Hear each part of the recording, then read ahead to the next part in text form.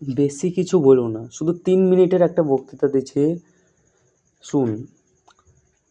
আমরা যে করে হোক মানুষ হয়েছি, এবার স্যাররা ঘুষ দিয়ে হোক কিংবা যে কোনো কারণেই হোক, হতেই পারে, না হওয়ার কিছু নয়, এখন সব কিছুতে ঘুষ চলছে। তাই বলে যে স্যারদের প্রতিভা যাতে নষ্ট না হয়, তার জন্যে ধর আমার এটা করা, বুঝিস তো।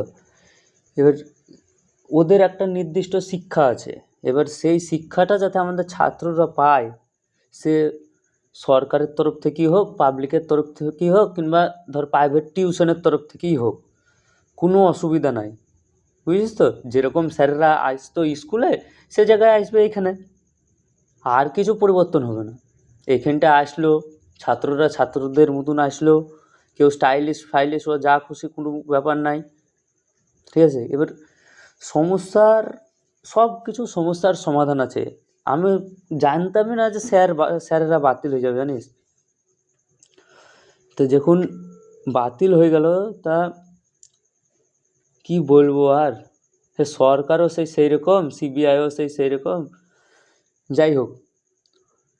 তো এরকম করে চললে কিন্তু হবে না, আমাদেরকে একটা নির্দিষ্ট দিকে একটা রওনা দিতে হবে।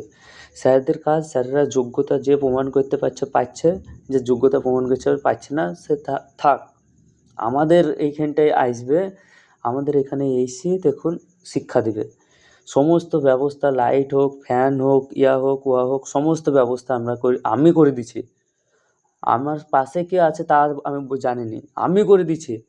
শুধু আমাদের আশেপাশের ছেলেপুলেরা যাতে আরও ভালোভাবে শিক্ষায় শিক্ষিত হয়, সেই অনুরোধটুকু স্যারদের কাছে করছি, এবং ছাত্রদের কাছে অনুরোধ করছি যে তোমরা নিজেরাই 5 to 12 ছাত্র খুঁজতে থাকো। স্যাররা পড়ানোর জন্য প্রস্তুত, প্রায় প্রস্তুত ধরো।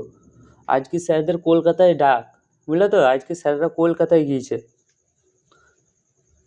তা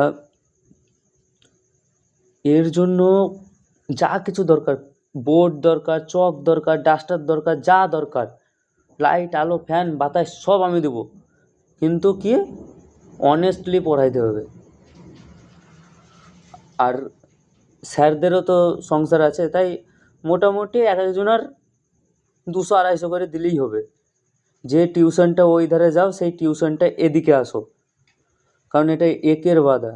আর তাছাড়া সব স্যাররা আসতেও পারে, গ্যারেন্টি দিতে পারছি না, দেখি কি হয়। যদি আসে তো খুবই ভালো, না আসলে তো বুঝতেই পারছো।